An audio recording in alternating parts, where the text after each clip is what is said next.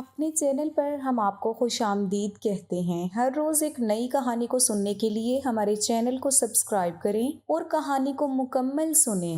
मेरा नाम हमना है, मेरी उम्र 22 साल है। मैं इस्लामाबाद की रहने वाली हूँ। मेरे वालिदैन हयात नहीं थे। एक भाई था जिसके हालात ऐसे न थे कि मैं बेवा होने के बाद उसके घर की दहलीज पर जाकर बैठ जाती। वो तो अपने बीवी बच्चों की ही बामुश्किल किफालत कर रहा था, इसलिए मैंने ससुराल में ही रहने को तरजीह दी। लेकिन मैं नहीं जानती थी कि जिस देवर को मैंने छोटे भाइयों की तरह समझा था, मैं सोच भी नहीं सकती थी कि वो मुझ पर गलत नजर रखने लगेगा। मैंने तो अपनी जिंदगी को एक कमरे तक महदूद कर लिया था और वैसी ही जिंदगी गुजार रही थी जैसे कि मेरे ससुराल वाले चाहते थे। मेरे शोहर की हादसाती मौत के बाद मुझे कमरे में इद्दत के नाम पर बैठा दिया गया। मैं अपने कमरे से बाहर नहीं निकलती थी।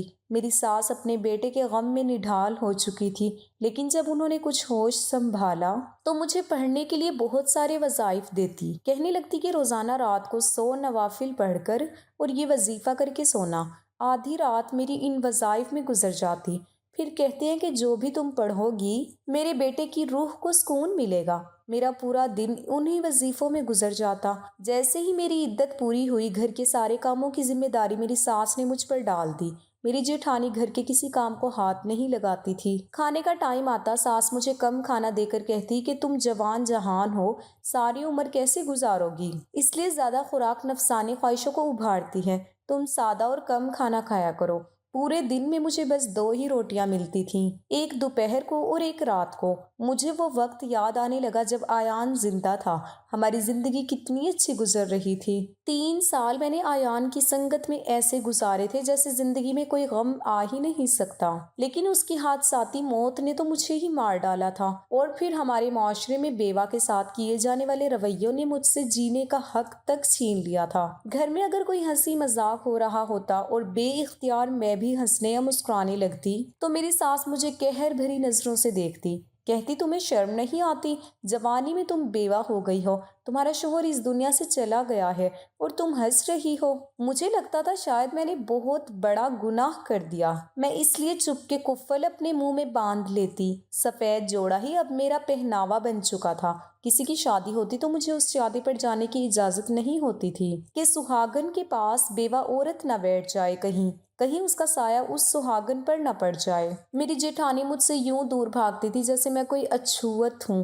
फिर भी मैं सब्र से अपनी जिंदगी गुजार रही थी। जब एक बार मेरी नंद और नंदोई घर में खाने की दावत पर आए, खाना बनाने के बाद मैं किचन में ही बैठकर सूखी रोटी के साथ अचार खा रही थी, क्योंकि मेरी सास कहती थी कि तुम अब हमेशा सादा खाना खाओ और घर में उस वक्त एक से बढ़कर एक खाने बने हुए थे। मैंने दोपहर की रोटी ली और उस पर अचार रखकर खाने लगी। मेरी जिंदगी से वैसे ही खुशियां रूठ चुकी थी। मेरा दिल भी नहीं चाहता था कि मैं हंसूं या बातें करूं। बस सांसें थी जिन्हें मैं जिंदगी के नाम पर ले रही थी। मर तो मैं भी शायद उसी दिन गई थी जब आयान की मौत का संदेशा मुझे मिला था। मैं किचन में खाना खा रही थी जब मेरे नंदोई किचन में दाखिल हुए। कहने लगा कि चाय बना दो। मैंने कहा ठीक है। मैंने अपनी रोटी वहीं शेल्फ पर रखी और चाय बनाने लगी। मुझे लगा कि वो चाय का कहकर बाहर चला जाएगा, लेकिन वो दरवाजे के पास हाथ बांधे मुझे टुकटुकी बांधे देखने लगा। मुझे उसकी ये हरकत बहुत बुरी लगी। मैंने कहा, शहान भाई आप बाहर जाएं, मैं चाय बनाकर लाती हूँ। बजाय उसके कि वो किचन से बाहर जाता, वो किचन के अंदर दाखिल हो गया। कहने लगा, मुझे तुम्हें देखकर बड़ा दुख होता है। तुम्हारी जिंदगी के बारे में सोचकर तकलीफ होती है। भरी जवानी में तुम बेवा हो गई और फिर जुल्म ये कि तुम्हें खाने पीने को भी ठीक से नहीं दिया जाता। हाँ, जाहिर है अच्छी खुराक इंसान के अंदर नफसानी ख्वाहिशात को उभारती हैं और तुम्हारे पास तो कोई जरिया ही नहीं है। ऐसी बातें सुनकर मेरे कानों की लो तक सुर्ख हुई थी। मैं ना जाने कैसे ये सब जब्त कर रही थी। उनकी जगह कोई और होता तो मैं उसके मुंह पर थप्पड़ दे मारती, लेकिन वो मेरी नंद का शोहर था। एक तमाशा सा लग जाता। फिर तो शायद मेरी सास मुझे रखने के लिए भी आमादा ना होती, धक्के देकर मुझे घर से निकाल देती। मैं कहाँ जाती? आयान के बाद तो मेरी बेबसी का खूब तमाशा लग रहा था। मेरी आंखों से आंसू बहने लगे कि एकदम से ही मेरा देवर किचन में दाखिल हुआ। उसने सख्त लहजे में नंदोई से कहा, आप यहाँ क्या कर रही हैं? آپ کا کچن میں کیا کام ہے؟ وہ گھبرا کر بولا، میں تو چائے لینے آیا تھا۔ آصف کہنے لگا، آپ باہر جا کر بیٹھیں، آپ کو چائے مل جائے گی۔ آصف کی آمد پر وہ بوکھلا سا گیا، فوراً سے کچن سے باہر چلا گیا۔ میں پریشان ہو گئی کہ کہیں میرا دیور آصف مجھے ہی غلط نہ سمجھے، کیونکہ اب وہ مجھے غصے سے دیکھ رہا تھا۔ میرے پاس آیا، کہنے لگا، منہ میں زبان نہیں ہے آپ کے؟ کب سے وہ بکواس کر رہا ہے، آپ چپ چاپ سن رہی ہیں، منہ کیوں نہیں توڑا اس کا؟ میں نے کہا، اگر تم خود کو میری جگہ رکھ کر سوچو تو تمہیں تمہارے ہر سوال کا جواب مل جائے گا۔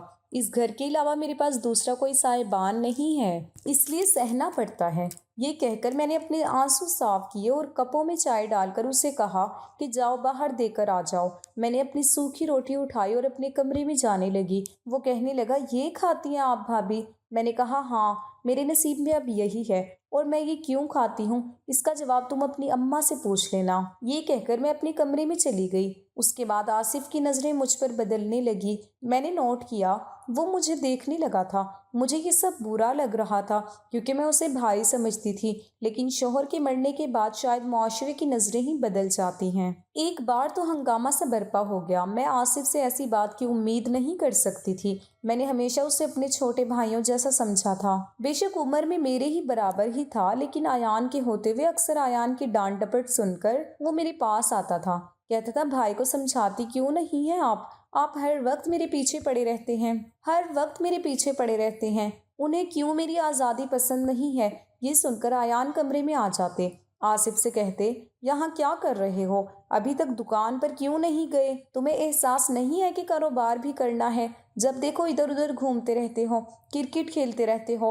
وہ جب ایان کو غصے میں بھپرے ہوئے دیکھتا تو میرے پیچھے چھپ جاتا۔ بھابھی بچائیں اس ہلاکو خان سے، مجھے ہر وقت مجھے ڈانٹتا رہتا ہے۔ یہ سن کر ایان مجھے کہتے، تم بیچ میں سے ہٹو، آج تو میں اس کے کان کھینچوں گا۔ مجھے کہہ رہا تھا بس دکان جا رہا ہوں اور آ کے کمرے میں تمہارے پیچھے چھپ گیا، آج نہیں چھوڑوں گا اسے۔ لیکن میں کہتی تھی کہ چھوڑ دو، کوئی بات نہیں، وقت کے ساتھ خود ہی سنجیدہ ہو جائے گا، کیوں میرے چھوٹے بھائی کے پیچھے پڑے رہتے ہیں؟ ایان اسے چھوڑ کر مجھے گھورنے لگتا، کہنے لگتا، تم نے بہت سر چڑھا رکھا ہے اسے، دیکھ لینا ساری زندگی میرے ہی سر پر بیٹھ کر کھائے گا، مجال ہے کبھی کچھ کما لے، جب دیکھو کرکٹ کھیلتا رہتا ہے۔ آصف ایان کو انگوٹھا دکھاتے ہوئے باہر نکل جاتا تھا۔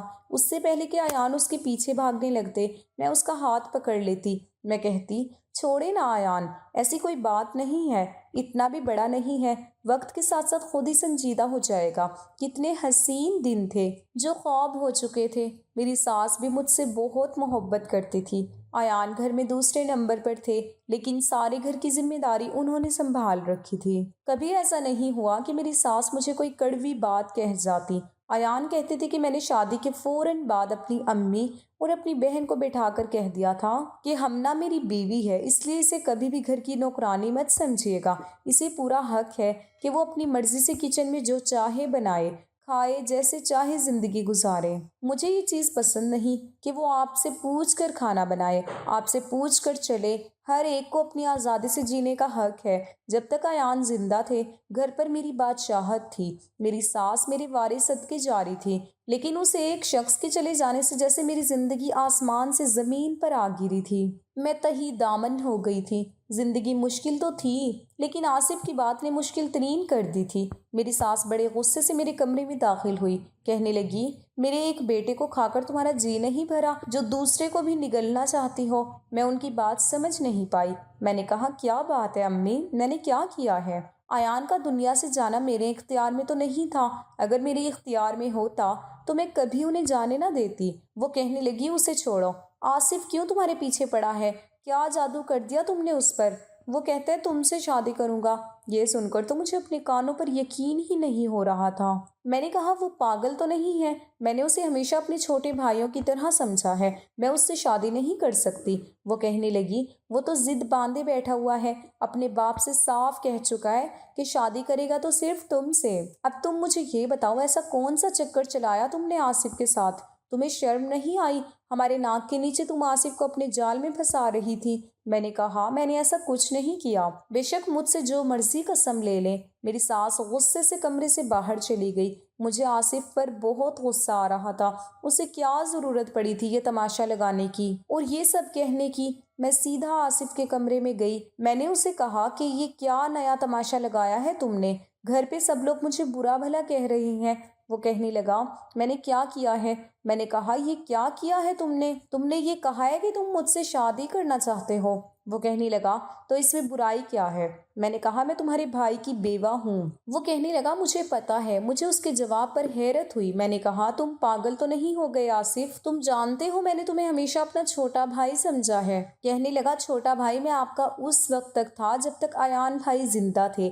میں نے اس کے سامنے ہاتھ جوڑ دیے، رونے لگی۔ میں نے کہا، اس گھر کے علاوہ میری کوئی پناہ گاہ نہیں ہے۔ میرا بھائی میری کفالت کرنے سے قاصر ہے، ورنہ میں اس کے گھر چلی جاتی۔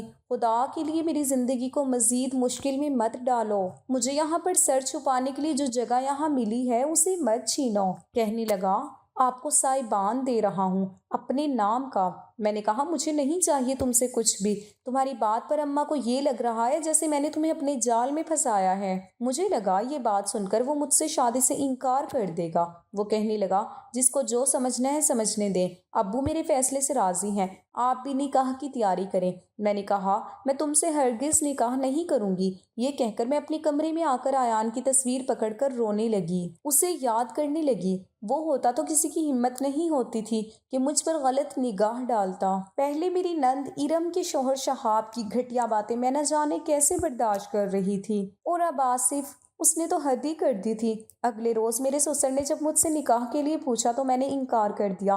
میں نے کہا، میں یہ نکاح نہیں کر سکتی۔ میں نے ہمیشہ اسے چھوٹے بھائیوں جیسا سمجھا ہے۔ ابا، کیا میں ایان کے نام پر یہاں نہیں رہ سکتی؟ وہ کہنے لگے کہ اگر تم نے نکاح سے انکار کر دیا تو مجبوراً مجھے تمہیں تمہارے بھائی کے گھر چھوڑنا پڑے گا۔ فیصلہ تمہارے ہاتھ میں ہے، لیکن میری خواہش ہے کہ تم میرے گھر میں ہی رہو۔ میری ساس کہنے لگی، جب وہ انکار کر رہی ہے تو آپ کیوں اس کے ساتھ زبردستی کر رہے ہیں؟ وہ کہنے لگے، یہ بچی ہے، ابھی اتنی سمجھ نہیں ہے اسے کہ آگے کتنے مسائل بڑھ جائیں گے۔ لیکن آصف کا فیصلہ بالکل ٹھیک ہے۔ ظاہر ہے کل کو اس کی بھی شادی ہوگی۔ کیا اس کی بیوی ہمنا کی زندگی مزید تنگ نہیں کر دے گی؟ وہ کسی صورت بھی ہمنا کو برداشت نہیں کرے گی۔ آج ہم لوگ زندہ ہیں، کل کو نہیں رہیں گے تو اس کا کیا ہوگا؟ یہ کسی نے سوچا ہے؟ یہ ہمارے ایان کی نشانی ہے، ہم اسے بے گھر نہیں کر سکتے۔ اس لیے آصف کا فیصلہ بالکل درست ہے۔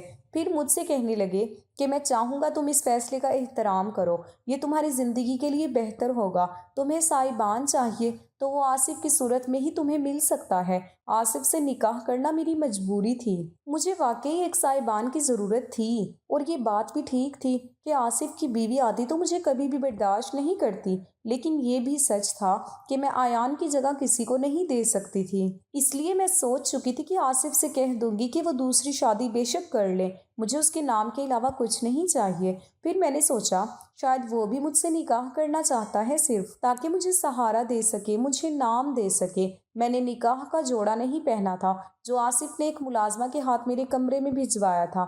میں ایک بار دلہن بن چکی تھی، دوبارہ بننا میری کوئی خواہش نہیں تھی۔ میں نے اسی سفید جوڑے میں نکاح کیا تھا، اور نکاح کرتے ہوئے مجھے ایان سے نکاح کا وقت یاد آ گیا تھا۔ میری آنکھوں سے آنسو بہہ رہے تھے۔ میں نے جب آصف کو قبول کیا اس وقت مجھے آصف سے نفرت محسوس ہو رہی تھی، کیونکہ میں اسے اپنے شوہر کی جگہ پر نہیں دیکھ سکتی تھی۔ جب وہ میرے کمرے میں آیا اس نے دروازہ بند کیا۔ مجھے لگا کسی نے میرا دل مٹھی میں لے کر دبوچ لیا ہو۔ جیسے ہی وہ میرے پاس آ کر بیٹھا میں پیچھے ہٹ گئی۔ وہ کہنے لگا، میں نے آپ کو شادی کا جوڑا بھی بھجوایا تھا، وہ کیوں نہیں پہنا آپ نے؟ میں نے کہا، میں تمہیں کبھی بھی ایان کی جگہ نہیں دے سکتی۔ ہاں، تمہارا مجھ پہ یہ احسان رہے گا کہ اس گھر میں مجھے رکھنے کے لیے تم نے مجھے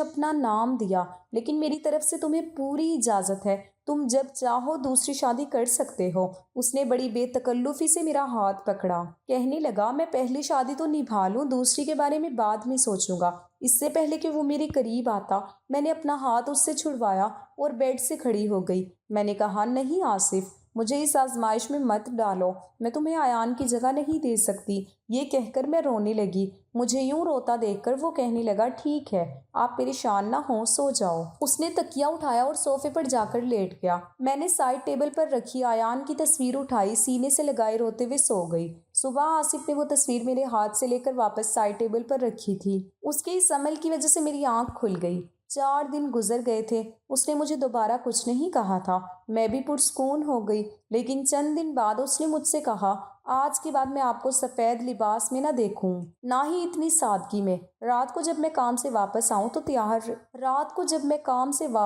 تیار رہیے گا۔ یہ کہہ کر وہ تو چلا گیا، لیکن میں پریشان ہو گئی۔ رات کو مجھے اسی حلیے میں دیکھ کر اس کے ماتھے پر بل پڑے تھے، لیکن مجھے پرواہ نہ تھی۔ اس کے کمرے میں آنے سے پہلے میں سائڈ ٹیبل پر رکھی ایان کی تصویر پکڑے روتے ہوئے اس سے باتیں کر رہی تھی۔ جب آصف کمرے میں داخل ہوا، مجھے دیکھ کر اس نے کمرے کا دروازہ زور سے بند کیا۔ وہ کافی غصے میں تھا، میرا دل خوف سے کانپا تھا۔ وہ میرے پاس آیا، میرے ہاتھ سے ایان کی تصویر کو چھینا۔ یہ دیکھ کر مجھے اس پر غصہ آنے لگا۔ میں نے کہا، مجھے ایان کی تصویر واپس کرو آصف۔ وہ کہنے لگا، کیوں کروں واپس؟ اس کا لہجہ کافی بلند تھا۔ کہنے لگا، بہت دن سے یہ سب برداشت کر رہا ہوں۔ جب میں رات کو کمرے میں آتا ہوں تم بھائی کی تصویر پکڑے اس سے باتیں کر رہی ہوتی ہو، میرے سامنے اس تصویر کو چومتی ہو، سینے سے لگاتی ہو۔ کیوں میرے صبر کا امتحان لے رہی ہو ہمنا؟ آصف کی باتیں سن کر مجھے افسوس سا ہوا تھا۔ میں نے کہا، میں تم سے پہلے بھی کہہ چکی تھی کہ ایان کی جگہ تمہیں نہیں دے سکتی۔ وہ کہنے لگا، تمہارے ایسا کرنے سے بھائی واپس آ جائیں گے کیا؟ یا انہوں نے کہا تھا کہ تم ان کے مرنے کے بعد بھی ستی بن کے زندگی گزار دو؟ یہ سب ہندوانہ رسمات ہیں جو تم ادا کر رہی ہو، ورنہ اسلام میں عورت کی عدت 4 ماہ 10 دن ہے۔ اس کے بعد اسے جینے کا، ہنسنے کا، یہاں تک کہ دوسری شادی کرنے کا بھی اختیار دیا گیا ہے۔ میں نے تم سے شادی اس لیے نہیں کی تھی کہ تم میرے ہوتے ہوئے میرے بھائی کی تصویر کو سینے سے لگاؤ۔ بے شک مجھے اپنے بھائی سے بہت محبت ہے، لیکن میں یہ کبھی نہیں چاہوں گا کہ میری بیوی ایسی حرکتیں کرے۔ اتارو یہ بیوگی کی چادر اور جاؤ تیار ہو کر آؤ میرے لیے، اور اس بار میں تمہارا کوئی بہانہ نہیں سنوں گا۔ یہ کہہ کر اس نے ایان کی تصویر الماری کے لاکر میں رکھ دی۔ یہ دیکھ کر مجھے آصف اور بھی برا لگنے لگا۔ میں ویسے ہی بیٹھی رہی۔ آصف کچھ دیر مجھے دیکھتا رہا، پھر کہنے لگا، مرضی ہے تمہاری۔ یہ کہہ کر اس نے ڈریسنگ کے دراز سے کانچ کی چوڑیاں نکالی اور میرے پاس آ کر بیٹھ گیا۔ میرے ہاتھ کو تھام کر اس نے کلائیوں کو چوڑیوں سے بھر دیا۔ کہنے لگا، اسے ہمیشہ اپنے ہاتھوں کی زینت بنائے رکھنا۔ میرے احتجاج کو آج وہ خاطر میں نہیں لایا۔ میرے رونے پر انکار کرنے پر بھی وہ اپنا حق وصول کر چکا تھا۔ رات بھر رونے کی وجہ سے صبح تک میری آنکھیں سوجی ہوئی تھی۔ میں نے نہا کر ایک ہلکے رنگ کا لباس پہن لیا، لیکن اب آصف میری ایک بھی نہیں سنتا تھا۔ فوراً سے مجھے مہرون رنگ کا ایک فینسی جوڑا نکال کر دیا۔ کہنے لگا، اسے پہنو، مجھے یہ رنگ پسند ہے۔ اس سے پہلے کہ میں انکار کرتی، وہ سخت رویے پر اتر آیا۔ کہنے لگا، جلدی سے کپڑے بدل کر آؤ۔ میں چاہ کر بھی اسے کچھ نہیں کہہ پائی۔ جب کپڑے تبدیل کر کے آصف کے ساتھ کمرے سے باہر نکلی تو سب ناشتے کی ٹیبل پر بیٹھے تھے۔ کمرے سے باہر آتے ہوئے مجھے سبکی سی محسوس ہو رہی تھی، جیسے میں نے کوئی گناہ کیا ہو۔ آصف نے کمرے سے باہر نکلتے ہی میرا ہاتھ تھام لیا، مجھے اپنے ساتھ ڈائننگ ٹیبل کے پاس لایا، مجھے کرسی کھینچ کر دی، میرے ساتھ بیٹھ گیا۔ میری ساس کا موڈ بہت خراب تھا۔ آصف نے ہی میری پلیٹ میں آملیٹ ڈال کر دیا۔ کہنے لگا، پیٹ بھر کر کھانا کھانا ہے، اب تمہیں ایک روٹی کھانے کی ضرورت نہیں ہے۔ یہ بات سن کر میری ساس اور جیٹھانی مجھے گھورنے لگی۔ آصف کہنے لگا، اماں، آج کے بعد میں کسی کو بھی ہمنا کو بیجا کام کہتے ہوئے نہ دیکھوں، اور نہ ہی کوئی اسے الٹے سیدھے تانے دیتا نظر آئے۔ اب وہ ایان بھائی کی بیوہ نہیں ہے، میری بیوی ہے، اسے اسی حیثیت سے اپنایا جائے۔ میں یک ٹک آصف کو دیکھ رہی تھی، جو مجھے آصف کم اور ایان زیادہ لگ رہا تھا۔ آج مجھے آصف میں ایان کی جھلک نظر آ رہی تھی، مشکل سے ہی صحیح، لیکن سب نے مجھے آصف کی حیثیت سے قبول کر لیا تھا۔ آصف میرا بہت خیال رکھتا تھا، لیکن میں اس سے کھچی کھچی رہتی، مگر 1 ماہ بعد ہی میں امید سے ہو گئی۔ حالانکہ ایان کی سنگت میں میں نے 3 سال گزارے تھے، لیکن مجھے اولاد نہیں ہوئی تھی۔ لیکن آصف کے ساتھ شروع کیے گئی مجبوری کے اس رشتے میں شاید یہ پہلی خوشی تھی جو مجھے ملی تھی۔ آصف بہت خوش تھا، اور اب تو میری ساس بھی بہت خوش ہو گئی تھی، لیکن آصف کا تو بس نہیں چل رہا تھا کہ کیا کچھ نہ کر گزرے۔ مجھے پاؤں تک زمین پر رکھنے نہیں دیتا تھا۔ دکان پر ہوتا تو کئی بار مجھے فون کر کے پوچھتا، تم نے فریش جوس پیا ہے، کھانا ٹھیک سے کھایا ہے، کچھ نہ کھانے کو جی چاہے تو مجھے بتا دینا۔ میرے دل میں اب آصف کی محبت جاگنے لگی۔ میں نے ایک بیٹے کو جنم دیا، سب بہت خوش تھے۔ آصف کی مجھ سے محبت دن بدن بڑھتی جا رہی تھی۔ اب میں بھی اسے چاہنے لگی تھی، اس کا خیال رکھنے لگی تھی، اس سے باتیں بھی کرتی تھی۔ اکثر وہ میرے ساتھ بیٹھتا تو میرا سر اپنے کندھے پر رکھ دیتا تھا، کہتا، بس میرے قریب رہا کرو، اپنے ہونے کا احساس دلاتی رہا کرو، مجھ پر حق جمایا کرو ہمنا، مجھے اچھا لگتا ہے۔ میری جھجک کافی حد تک دور ہو گئی تھی۔ آصف کی محبت نے مجھے نئی زندگی دے دی تھی، لیکن اس کے بعد جو قیامت مجھ پر ٹوٹی، میرے حواس گم ہو گئے۔ 2 سال ہو گئے تھے ہماری شادی کو، میرا بیٹا 1 سال کا ہو گیا تھا۔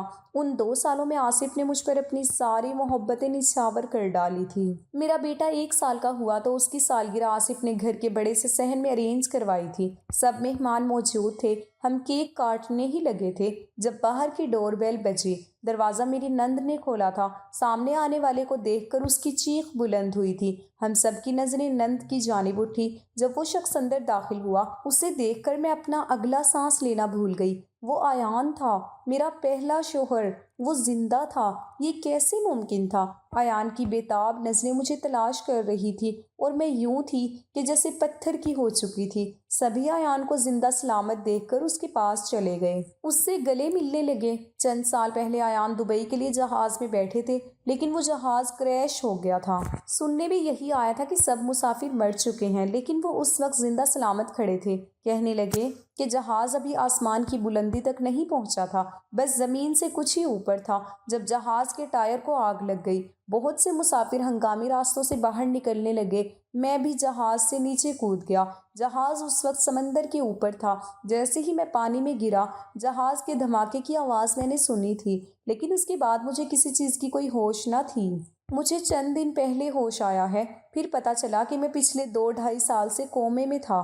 نہ جانے مجھے کس نے بچایا اور ہسپتال میں پہنچا دیا۔ میرا تو اب اس بات پر پختہ یقین ہو چکا ہے کہ مارنے والے سے بچانے والی ذات بڑی ہے۔ میری ساس ایان کے ساتھ لگے روئے جا رہی تھی، بے یقینی سے ایان کے چہرے پر ہاتھ پھیر رہی تھی، جیسے انہیں ابھی بھی یقین نہ رہا ہو۔ سب ایان کے پاس تھے، بس میں دور کھڑی تھی، سمجھ نہیں پا رہی تھی کہ یہ سب ہوا کیا ہے۔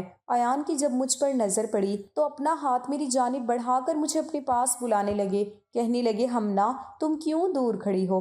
دیکھو تمہاری دعاؤں نے مجھے تمہارے پاس زندہ سلامت بھیج دیا، ادھر آؤ میرے پاس۔ ایک بازو سے انہوں نے میری سانس کو اپنے ساتھ لگا رکھا تھا، دوسرے ہاتھ کو پھیلائے وہ میری منتظر تھے، اور مجھے لگا میری قدموں میں زنجیریں بڑھ چکی ہیں، میں کیسے جاتی ان کے پاس؟ میں اس وقت آصف کے نکاح میں تھی، وہ خود ہی میرے پاس آ گیا، میری آنکھوں سے ٹپ ٹپ آنسو بہہ رہے تھے۔ بے اختیار ایان نے مجھے اپنے ساتھ لگا لیا، مجھے ایک کرنٹ سا لگا۔ میری نظریں ایان کے پیچھے کھڑے آصف پر جا کر ٹکی، جو مجھے ہی دیکھ رہا تھا۔ ایان کہنے لگے، ہوش میں آتے ہی مجھے امی ابا کے بعد تمہارا خیال آیا تھا کہ تم تو اس 2-2.5 سال میں رو رو کر پاگل ہو چکی ہوگی۔ آصف مجھے دیکھ رہا تھا، دونوں ہاتھوں کی مٹھیاں اس نے بھیج رکھی تھی۔ وہ جس ضبط سے گزر رہا تھا میں جانتی تھی۔ میں ایان سے پیچھے ہٹ گئی، پھر ایان میرے بہتے آنسو صاف کرنے لگا۔ اس کی نظر میرے ساتھ کھڑے میرے بیٹے سعد پر پڑی، پوچھنے لگا، یہ بچہ کون ہے؟ سعد مجھے مما مما کہہ رہا تھا۔ یہ سن کر ایان کے چہرے پر خوشی کی لہر دوڑ گئی۔ اس نے سعد کو گود میں اٹھا لیا، کہنے لگا، ہمنا یہ ہمارا بچہ ہے۔ وہ بے تحاشا سعد کو چومنے لگا۔ سبھی چپ تھے، شاید کسی میں یہ بتانے کی ہمت نہیں تھی کہ ان 2-2.5 سالوں میں کیا کچھ ہو چکا تھا۔ سب مہمان آہستہ آہستہ جا چکے تھے، بس گھر کے ہی افراد رہ گئے تھے۔ ایان کی نظریں اب بھی مجھ پر تھیں، وہ چاہتے تھے کہ میں کمرے میں جاؤں اور وہ بھی کمرے میں میرے پاس آ سکے، لیکن میں تو عجیب سے دوہرے پر کھڑی تھی۔ ایک طرف ایان تھا، دوسری طرف آصف، اور پھر میرا بچہ۔ آصف بھی وہیں لاؤنج میں کھڑا تھا، مجھے ہی دیکھ رہا تھا۔ جب ایان نے سب سے کہا کہ وہ اب تھک چکا ہے، آرام کرنا چاہتا ہے، یہ کہہ کر وہ میرے پاس آ گیا۔ کہنے لگا، ہمنا تم کیوں بت بنی کھڑی ہو؟ کیا بات ہے؟ میں اسے کیا بتاتی؟ کہنے لگا، اچھا تمہیں ابھی تک یقین نہیں آ رہا کہ میں زندہ سلامت لوٹ آیا ہوں؟ وہ مسکرانے لگے۔ جیسے ہی انہوں نے میرا ہاتھ تھاما، آصف ہمارے پاس آ گیا۔ کہنے لگا، بھائی ہمنا اب آپ کی کچھ نہیں لگتی۔ اس نے ایان کے ہاتھ سے میرا ہاتھ چھڑوایا، میں تو پہلے ہی بے جان کھڑی تھی۔ ایان حیرت سے آصف کو دیکھنے لگا، کہنے لگا، میں سمجھا نہیں، کیا کہنا چاہتے ہو تم؟ وہ کہنے لگا، ہمیں یہ پتہ چلا تھا کہ آپ مسافروں کے ساتھ مر چکے ہیں، اس لیے مجھے ہمنا سے نکاح کرنا پڑا۔ یہ سن کر ایان کے چہرے کی رنگت اڑ گئی۔ آصف کہنے لگا، سعد آپ کا نہیں میرا بیٹا ہے۔ یہ سن کر ایان حیرت سے کبھی مجھے کبھی آصف کو دیکھنے لگے۔ میری ساس بھی ایان کے پاس آ گئی، میرے سسر بھی اسے بتانے لگے کہ کن حالات میں یہ نکاح کرنا پڑا۔ ایان پھٹی پھٹی آنکھوں سے سب کو دیکھ رہے تھے، پھر اپنا سر پکڑ کر صوفے پر بیٹھ گئے، کچھ دیر اپنی پیشانی دبانے لگے، پھر نفی میں سر ہلانے لگے، کہنے لگے نہیں، یہ کیسے ہو سکتا ہے، یہ نہیں ہو سکتا، ہمنا بیوی ہے میری، آصف سے کیسے نکاح کر سکتی ہے۔ وہ اپنا سر دبانے لگے، پھر اپنے کمرے میں چلے گئے۔ میری ساس اور سسر بھی اپنے کمرے میں چلے گئے، بس میں لاؤنج میں کھڑی تھی۔ آصف میرے پاس آیا، کہنے لگا ہمنا چلو اپنے کمرے میں۔ وہ میرا ہاتھ تھام کر مجھے کمرے میں لے گیا۔ میں بے جان سی بیڈ پر بیٹھ گئی۔ اس وقت میں آصف کے پسندیدہ لباس میں ملبوس تھی، تیار بھی تھی۔ آج اس نے میری تعریف بھی بہت کی تھی، میں خوش بھی بہت تھی، لیکن اب میری زندگی پر سوالیہ نشان بن کے رہ گیا تھا، جس میں قصور کسی کا بھی نہیں تھا۔ آصف میرے سامنے بیٹھ گیا، اس نے میرا ہاتھ پکڑا، لیکن میں نے چھڑوا لیا۔ یہ دیکھ کر آصف کے چہرے پر پریشانی کے آثار ابھرے۔ کہنے لگا ہمنا میں بہت محبت کرنے لگا ہوں تم سے۔ اس کی آنکھوں میں آنسو جھلملا رہے تھے۔ کہنے لگا میں نے تم سے شادی اس لیے کی تھی کیونکہ میرے گھر والوں نے تمہیں انسان سمجھنا چھوڑ دیا تھا، تمہارے ساتھ غیر انسانی سلوک کرنے لگے تھے۔ شاہان بھائی کی بے باکیاں جب میں نے دیکھی تو مجھے بہت غصہ آیا تھا، اس لیے سوچا تھا کہ ایان بھائی کے مرنے کی سزا تمہیں کیوں دی جا رہی ہے، تمہاری زندگی کو کیوں اذیت ناک بنایا جا رہا ہے، اس لیے تم سے نکاح کیا تھا۔ لیکن نکاح کے بعد جب میں تمہیں ایان بھائی کے لیے روتے تڑپتے دیکھتا تھا تو مجھے تکلیف ہونے لگتی تھی۔ تم ان کی تصویر سے پیار بھری باتیں کرتی تھی، اسے سینے سے لگاتی تھی تو میرے اندر آگ سی دوڑنے لگتی تھی۔ میں یہ سب برداشت نہیں کر پا رہا تھا۔ شاید نکاح کے دو بولوں کا مطلب سمجھ آیا تھا۔ بھائی کے لیے خود رو سکتا تھا لیکن تمہیں روتا نہیں دیکھ سکتا تھا۔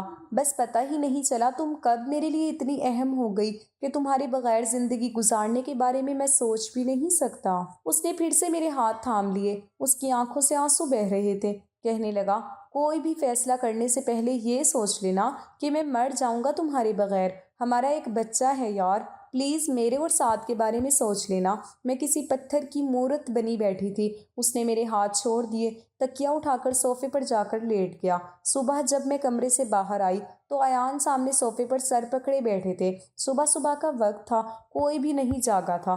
مجھے کمرے سے باہر دیکھ کر انہوں نے مجھے شکوہ کن نظروں سے دیکھا تھا۔ مجھے لگا جیسے میں قصوروار ہوں۔ وہ اٹھ کر میرے پاس آ گئے، کہنے لگے میں فجر نماز مسجد میں گیا تھا، میں فجر پڑھنے مسجد میں گیا تھا، وہاں مفتی صاحب بھی موجود تھے۔ میں نے اپنا مسئلہ انہیں بتایا ہے۔ وہ کہتے ہیں تم میری بیوی ہو، پہلا شوہر واپس لوٹ آئے تو دوسرا نکاح منسوخ ہو جاتا ہے۔ وہ کہنے لگا کہ مفتی صاحب نے کہا ہے کہ اگر ایک شادی شدہ آدمی لاپتہ ہو جائے، 1 سال کے بعد یہ خبر آئے کہ وہ مر چکا ہے، اس کی بیوی نے عدت گزارنے کے بعد دوسرے آدمی سے شادی کر لی ہے اور دوسرے خاوند سے اس کی اولاد بھی ہوئی ہے، لیکن اب پہلا خاوند واپس آ گیا ہے، تو اب کیا حکم ہے کہ یہ عورت پہلے خاوند کی طرف واپس ہو جائے یا نہیں، اور یہ عورت زنا کی مرتکب ہوئی یا نہیں، اور اولاد کا کیا ہوگا؟ تو انہوں نے کہا کہ اگر لاپتہ اور گم شدہ شخص کی موت کی خبر کی بنا پر اس کی ذوق عدت گزار کر دوسرا نکاح کر لے اور اس سے اولاد بھی ہو جائے اور پھر وہ لاپتہ شخص زندہ سلامت آ جائے، تو ایسی صورت میں عورت اپنے سابقہ خاوند کو ملے گی اور اس کی زوجہ دوئم کے مابین تفریق کر دی جائے گی۔ البتہ سابقہ خاوند کے لیے اس کے ساتھ ہم بستری کرنا اس وقت تک جائز نہیں ہوگا جب تک کہ وہ دوسرے شوہر سے عدت نہ گزار لے، اور جو دوسرے خاوند سے اولاد ہوئی ہے وہ دوسرے شوہر سے صاحب النسب شمار ہوگی، اور مفقود کی موت کی خبر کی بنا پر نکاح ثانی کرنے کے سبب یہ عورت زانیہ شمار نہیں ہوگی۔ ہمنا میں پوری رات سو نہیں پایا، تمہیں آصف کے کمرے میں نہیں دیکھ سکتا، بہت چاہتا ہوں تمہیں۔ میں گم سم کھڑی تھی، کیا کرنا چاہیے مجھے؟ کیا ایان کے ساتھ زندگی گزارنی چاہیے یا پھر ایان سے طلاق لے کر آصف سے نکاح کر لینا چاہیے، جس نے مجھے اس وقت اپنایا جب میری زندگی کانٹوں پر گزر رہی تھی؟ آپ بتائیے۔